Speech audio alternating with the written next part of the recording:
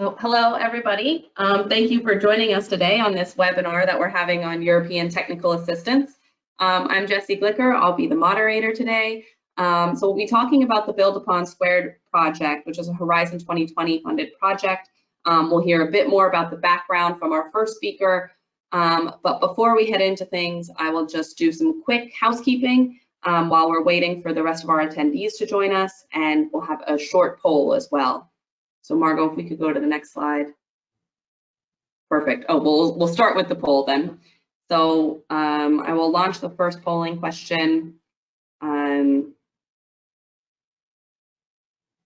so you should be able to see the polling question now. We're a bit limited in how many choices we could have for the polling question. So if you don't fall into this category, please feel free to write in the chat box what category, what sector you do represent. And this will just give us a nice overview of who is on the call today and really what we're looking at when we talk about technical assistance.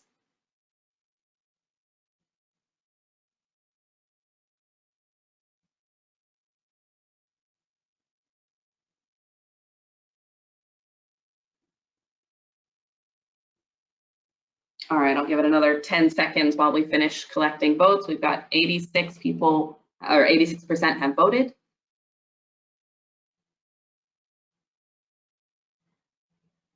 Great, so I will quickly share that so everyone can see. It looks like we're largely a group coming from the NGO space, public authorities, private sector. It's good, it's a great mix, I think, today. And I think given some of the topics that we'll be covering, we should be able to have a very lively question and answer section. So that said, if we could go back to the slides, and I will, given that we're talking about the questions and answers section, we're using the GoToWebinar platform today. Oh, right, sorry, I'm Jessie Glicker from BPIE, the moderator today. So just some quick housekeeping for GoToWebinar. I think by this point, a lot of people are very familiar. On the side of your screen, you should have a small panel box, and you should be able to either write in the questions box or the chat box. So Margot, if we could go to the next slide.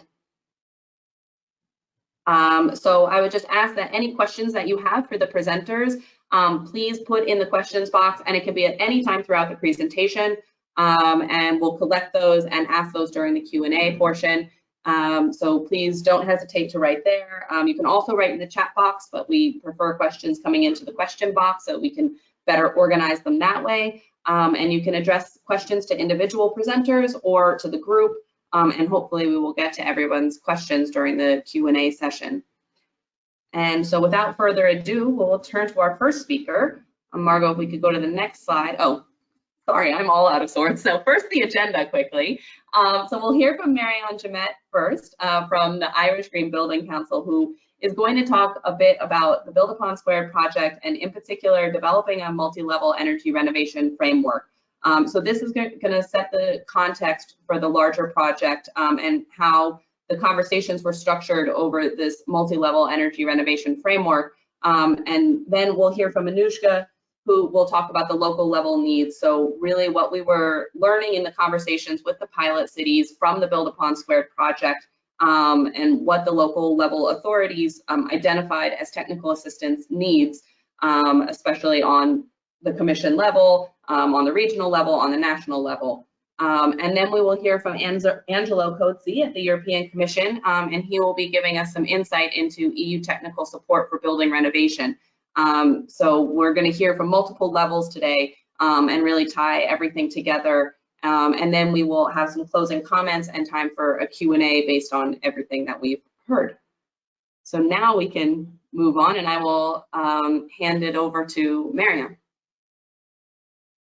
Thank you, Jessie, and thank you everyone for being here today. What I would like to do in the next 10 minutes is to give you an overview of the multi-level energy renovation framework that we have been developing as part of the Build Upon Square project. Next, please. Sorry.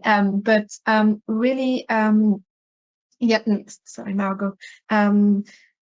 One thing I would like to do before even starting, I suppose, is to take a step back and really like to bring you back to 2017 as part of the first Build Upon project. What we did at the time, and there were like 10 green building councils involved in the project, was to work with our national government to organize large-scale consultation process to co-design ambitious national renovation strategies. I mean, what was obviously, like, all the countries involved were very diverse, but what was interesting at the time is that in spite of that diversity, we found that we were facing very similar challenges, and we also come up, I suppose, with a list of recommendations which were common to most of us. Next, please. So really, if we look at the recommendations that were made at the time in terms of what was needed, what we found is that we really needed to avoid a piecemeal approach to energy renovation between what was happening at local and national level. But we also found that we needed better quality data on the impact of energy renovation initiative, and more specifically on the co-benefits of energy renovation. Because basically, when we were trying to assess initiative at the time, what we found, it was very difficult to find data on the impact of these initiatives. And when the data did exist, it was never captured in a standardized way, meaning it was very difficult to compare like for like and to identify best practice or initiatives that could be replicated by another municipality, for instance. Next. So really the objective of Build Upon Square is really to develop a multi-level energy renovation framework to capture better quality data on energy renovation.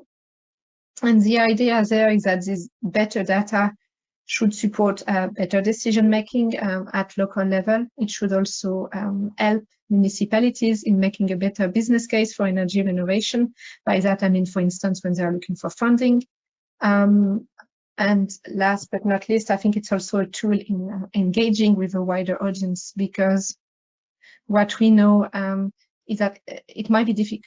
Sometimes homeowners are more interested in the co-benefit of energy renovation than, in CO2 saving or energy saving. So that's quite important as well in ensuring citizens are at the center of the process. Next. So how did we develop that framework? I suppose the first step was really in all the countries involved to look at the governance procedure. And by that, I mean to look at who was doing what at municipal, regional, national level, and the link with the long-term renovation strategies. And you can find the fact sheet for all the countries on BPIE website. Next. So once we had that background work done, what we did first, all the project partners, so the 8 Green Building Councils, BPIE and Climate Alliance, was to develop a first version of the multi-level energy renovation framework, being through desk research or consultation with key stakeholders. And once, I suppose, we had done that research, we started testing the renovation framework with the 8 pilot cities that you can see on the map. So that was last September, so September 2020. I'm not going to go into too much detail on the testing phase because Anuschka is going to cover that more. Next. So just really to give you like kind of an overview of the framework without going into too much details. So the framework is made up of 13 indicators, and they are that you can from 3 different types of. We have indicators, from covering 3 categories. So we have environmental indicators, social indicators. By that, I mean mainly indicators that relate to health and well-being, and we have economic indicators. Now, the framework was developed in a way that it can be used, and it is valid to be used by municipalities across the EU. So as you can imagine, that was kind of challenging, and it also means, I suppose, that we had to keep some flexibility in relation to the use of the framework. Next. So just in terms of flexibility, the first thing to highlight is that municipalities that use the framework can either use it at project level, and by that I mean, for instance, if they want to capture data on the impact of, let's say, the social housing retrofit program, or they can use it citywide. In that case, I suppose it's more a statistical approach to the impact of energy renovation, or they can even do both. And what we have found, like depending on countries, municipalities are interested in using the framework in different ways. For instance, like pilot city in Italy, Padova is very much looking at the citywide approach. Here in Ireland, with Dublin City Council, we are using it more at a project level. The framework does not define any energy renovation goal per se. I mean, that's not the objective. The goals that are included in the framework are the goals that exist at European, national, and local level. But what it does do is that it allows municipalities to capture data in a standardized format. So it's really a common method for data collection and data management. And also because we know that many of these local authorities are time poor or don't necessarily have a lot of resources, we have tried to align it as much as possible with existing reporting procedures, being with the Covenant of Mayors, or for instance with National Climate Action Plan, so that to ensure that it's not, the framework is not too burdensome, I suppose, for municipalities using it. Next.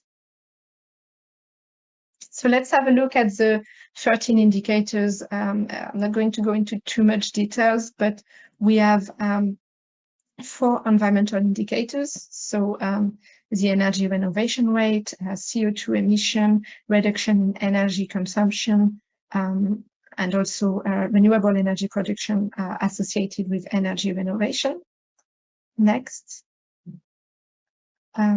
Then we have the social indicators. So there we look at reduction in energy poverty. We look at improvement in relation to indoor air quality, but we also look at winter and summer thermal comfort. So taking into account things such as overheating risk, for instance. Next. And the last set of indicators included in the framework are economic indicators. So there we look at the level of investment in energy renovation. We look at the energy efficiency of the investment. We look at the numbers of jobs that are created through energy renovation. We also try to keep track, of upskilling in energy renovation, because skills are critical to deliver the renovation wave. And we are also looking at financial saving from energy renovation, because we don't want to present energy renovation only as a cost. So that's why we felt it was important to have that indicator. Next. And my last slide, I suppose, I just wanted to give you an example of our local authority that use the framework can actually use it to communicate or to engage with a wider audience. So this is not, by the way, this is not a real project because we don't have data yet, but the idea there designing that template was to show how we could better present the impact of energy renovation to citizens and so on. So really to to support that engagement process. So that's kind of the build upon multi-level energy renovation framework in a nutshell. I hope I've been clear, but I really look forward to the Q&A session. Thank you.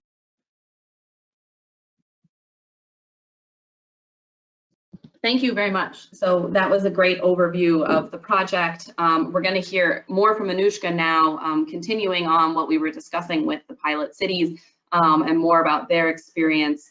I should say, and there'll be information later because we'll be posting these slides, there is the Build Upon Squared Summit happening in just less than 2 weeks, so you'll be able to hear more about what we've been doing with the framework. But before that, we will now hear from Anuschka, who will give us an overview of what we've heard from the pilot cities and what is happening on the municipal level. Thank you so much, Jessie. Hi, my name is Anuschka Ruge. I'm part of Build Upon Square for Climate Alliance, and we're kind of like supporting all the cities in tackling challenges, needs, and training needs. If we can go to the next slide. Yeah, that's the focus of my input is on the local needs. So the pilot cities. As Marion already said, we worked in 8 different countries, 8 different cities, 8 very different realities. We had cities that were already quite on their way when it came to renovation strategies and the whole monitoring and data collection process, and others who were just like in very early stages where it's like not yet a full process in place to collect data. If I can go to the next slide. So the work with the pilot cities happened in basically 2 phases. The first phase happened in December 2020, in which we basically presented them with the initial framework, which had more indicators than what just Marion just shared with you, and collected their input, if it's useful, if it's possible for them to work with, but also to look at what are like capacities and needs already in the earlier stages. Based on the feedback we've gotten from them in this first phase, we then developed the framework, further reduced the indicators and made it more accessible and progressive for the implementation. Then the second testing phase happened in April to June this year, where we actually looked at them really concretely, how can they use the framework in their realities with the frameworks or the context they have in place, and also like to look at, is it possible for them to work with it on a city level, or do they prefer to work on a more project-based level? If we can go to the next slide. So with the testing phase, we looked at these 4 main questions. The first one was the usefulness of the framework. Yeah, is that something that they can work with? To what degree can they work with this? And basically that was kind of like the question that brought us to reducing the indicators and then defining 2 levels of readiness. The second main question is data availability. Actually, availability, ownership, and quality. There is, in the cities, there's a huge difference when we're looking at the different sets of indicators. So it's quite easy or more easy to assess the environmental indicators, whereas the social ones are very, very challenging. The third one is monitoring system. The cities looked at what they have in place already, how can they use existing commitments like the CCAPs or the energy performance certificates, and then with staff resources, quite self-explanatory. Do they have the capacities to implement the framework? Where do they need more? What is the scope and the focus of the employment or the scope of work of the different departments? If we can go to the next slide. So out of these 2 rounds of pilot city meetings, we defined some, or we were able to collect some challenges and needs. For this presentation, I split them in framework implementation, and then wider renovation strategy needs and challenges. But as you will see, they're complementary. Like things are relating both the framework and the renovation strategy. But nevertheless, I would like to split it for the explanation. So when we go to the next slide, looking at the framework implementation, the majority of our cities were struggling when looking at capacities of staff and resources. That can already be something like, how do we finance getting smart readers for the social indicators for the thermal comfort, but also like they didn't have another person who could do the work. They could not hire. They would have to top it off someone else's job already on top of it. They also felt insecure about data collection, data management, how to even facilitate that process, how to engage different departments. So that was for many cities a really big challenge, and still a process that needs developing for them. Then there was a call for developing some kind of digital process and platform, preferable even including measurements coming from smart devices. For some of the cities, it actually is still reality to fill in Excel spreadsheets by hand or to hand in forms from department to department. So that's something they really need to successfully implement the framework. Also, the formats or the different data needs that we described in the indicators were very challenging. They even were facing things like energy poverty not being defined in their countries. So how do we assess the level of energy poverty in our city if we cannot even describe it within our legislative processes? And then streamlining data availability. Often data might lay on a different level that is not in the city, that's maybe on the national level or on the European level, and they could only access it in like very long distance time intervals. So it sometimes would just hinder them if they have to wait for 10 years to get some data from the national government. So that's a big challenge for them, and that's a really need to see how they can move data more freely between different government levels. If we can go to the next slide.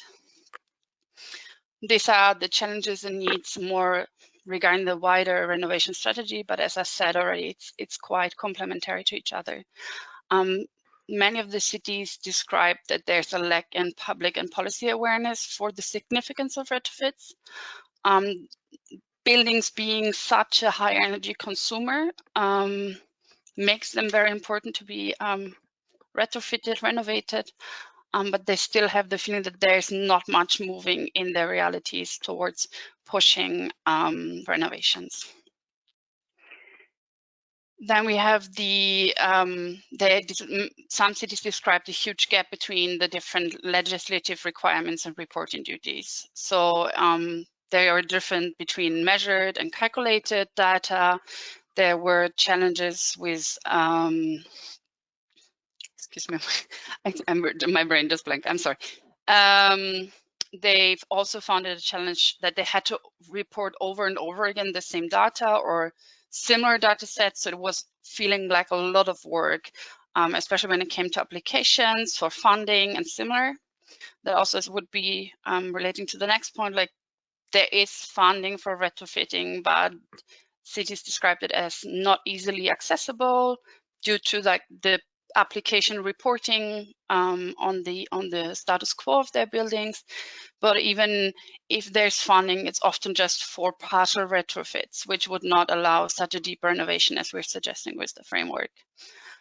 And then there's the disconnect between public and private retrofit strategies. So the city said, yes, we can work on our building stock, but how can we cooperate? How can we integrate our strategy with private and tertiary sectors?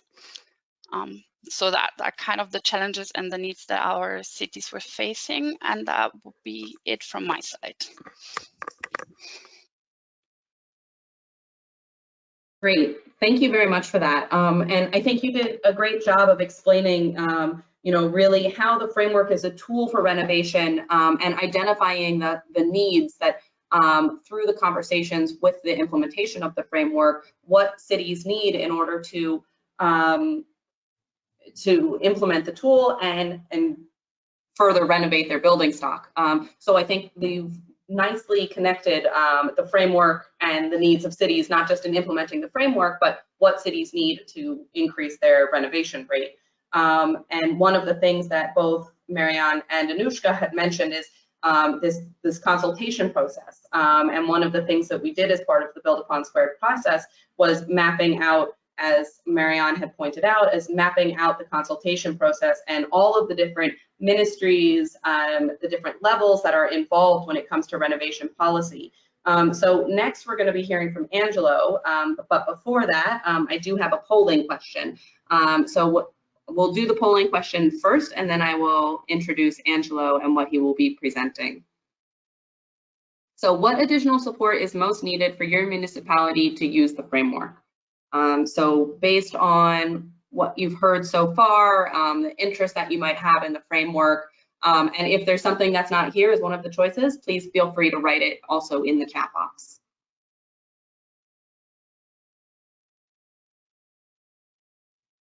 So I'll give it about 20 seconds or so for people to vote.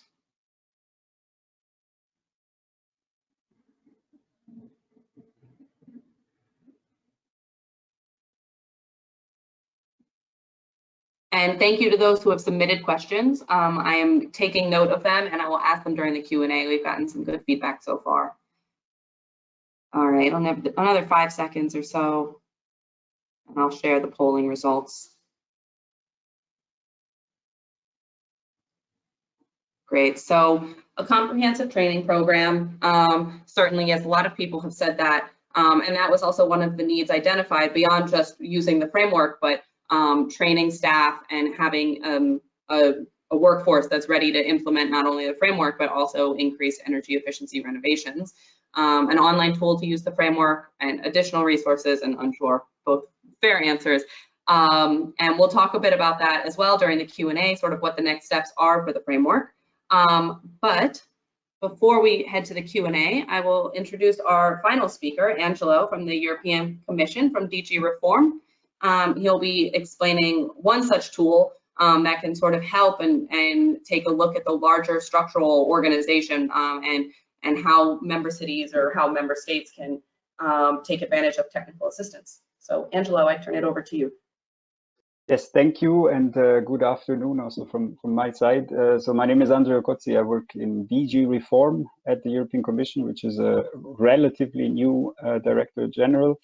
And I would like to present to you the technical support instrument, which is as an example of EU technical support for building renovation. So there is obviously, there are different instruments and offers out there, but this is, I would like to present this instrument which focuses at the level of reforms, as also mentioned a bit by Jesse. So it's one example that I would like to present, and I will first just give a brief overview of what the instrument is, and then I would provide more details about what we do specifically in the area of renovation, and also give an outlook on a new flagship project that we have for our upcoming call in the area of renovation.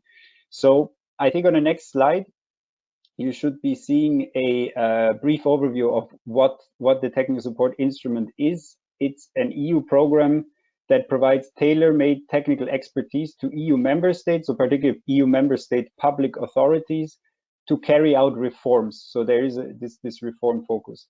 What this means is there is no financial flow going to the member state, and also no co-financing. What we do is we mobilize the expertise that is needed to facilitate the carrying out of reforms, the implementation of reforms. It's purely demand driven, so it is based on requests from member states, and it covers a wide range of reform areas. So it's not only for renovation, rather it's a very flexible instrument covering a wide range of reform areas at different stages of the reform. So it can be the design phase, the strategic phase, maybe more on, or also more on the implementation phase, looking at methodologies, frameworks, and so on, or even the evaluation phase of a reform. And of course, technical support is also an important pillar of the EU recovery, and will also, of course, help in making our economies grow back more resilient in a certain sense. So on the next slide, you will just see a very brief overview of really the areas we cover. So as I said, we cover many different areas. One of the key areas more and more has become the green transition, and this is also where we put the building renovation projects in. On the next slide, you will see that how the technical support instrument works. So, as I said, it's based on submission on requests of member states, which are submitted via a national coordinating authority. There is usually an annual call, and then once we receive the requests, we have a selection process based on criteria laid down in our regulation. So it includes how the depth of the problem, how broad is the issue, and similar criteria. And this selection, maybe that's an important point to make, is competitive. So we are usually able, in the last years, we've been able to accept around a third of our requests that we have received. And once a request is accepted, we then provide the technical support. So what that means is that we have different modalities in mobilizing the expertise. So on the one hand, there's always in-house expertise of the European Commission involved in the design phase of the project. So we work with the member state together to design the project in the most effective way. And then we look at how it can be implemented and which experts should be mobilized. Sometimes this can also be European Commission in-house experts. Often it's also other international organizations, whether World Bank, EBRD, these type of organizations, or experts from other member state administrations who are dealing with similar issues. They can come for short-term visits or even longer-term engagements if there's availability. And of course, we also use private sector experts through public procurement. On the next slide, you will see a similar, you will see the process again, just in the context of our timeline. I thought it could be useful to include this here just in case any public authority in the audience would find this interesting. So at the moment, we are in the phase where we discuss ideas with member states for the upcoming call. And so there would be right now also still time to discuss new ideas. As I said, the requests are submitted via a national coordinating authority in every country, and then we assess the request toward the end of the year. And as of January, we start with designing the project, and usually as of spring towards summer or even early autumn, we start then the projects from the previous year. So on the next slide, you will then see what we have done in the past for renovation, just some examples. So we have a couple of projects where member states have asked us to provide support in their efforts to renovate the public building stock. So mostly at the framework level, mostly at the level of what can be, how can this be managed? How can project pipelines be developed in the best way, and how can projects be prioritized? And so there we have examples in Ireland, Italy, and Greece. We also have worked on addressing informational barriers that of course exist to energy efficiency, whether that's awareness raising in Czechia, or also an expert platform, energy efficiency expert platform in Poland, where we help to conceptualize how such a platform could look like. And then we also provide support really for the strategic policy level, also in the context of the long-term renovation strategies, or a roadmap for scaling up energy efficiency in buildings in Hungary, or a heating and cooling strategy in Slovenia, for example. So these are, let's say, past or partly ongoing projects. Now, looking ahead, I also wanted to present one novelty that we have this year in particular, which are flagship projects. So on the next slide, You will see what those are. So the next slide, one further, yeah, thank you. So these are projects which we have proposed for the first time this year, which basically include suggestions for possible support measures that we have seen are often needed in member states, are related to an EU or Commission priority, and still can be designed in a way that are very easily fitted to different national contexts. They are voluntary, they can be requested individually or by a group of member states, but what's really important is they will be tailor-made to the national context, and they provide suggestions essentially to facilitate technical support in priority areas. And now one of these flagships for the upcoming call with deadline on 31st of October is on renovation, and you will see that on the next slide, where we have we have a flagship called Support to the Renovation Wave, with the main aim being really to support member states in implementing the EU renovation wave and their national long-term renovation strategies. So really, yeah, implementing those. And also we have a focus on cohesion policy funding as well, where we want to provide support to make really the most out of this cohesion policy funding that is available in the upcoming or in the current programming period. So the key objectives here are really about overcoming barriers to building renovation. And here in particular, since our focus is really on reforms and also public authorities, administrative capacity constraints to address those, this is very important for us, but also of course regulatory constraints and any other type of barriers, financial barriers of course, that exist, and try to overcome those. This would then, of course, then trigger also all the benefits that there are from renovation. And we would, as I said, also want to try to make really the most out of cohesion policy funding. On the next slide, you will see how we envisage this flagship project. So what are the suggested activities in a sense? So we have three areas that we would propose that could be relevant. But again, these are suggestions. Additions can be made, adaptations to the national and local context. And so this is, yeah, it's a first suggestion. But what we would see particularly important is in the first package, support to policies in areas that were mentioned in the renovation wave communication, such as energy poverty, how to renovate houses of households in energy poverty, public buildings, sustainable renovation as well, topics even such as circular economy, life cycle emissions, but also how to get the renovation ecosystem and the construction ecosystem fit for delivering this type of renovation. And all of this would always start really from an assessment of the barriers that can be observed, and then we would be very flexibly designing the right measures and the right the right outputs basically that are needed. This could also be methodologies and other types of support to enhance this or to enable the member state to carry out such reforms.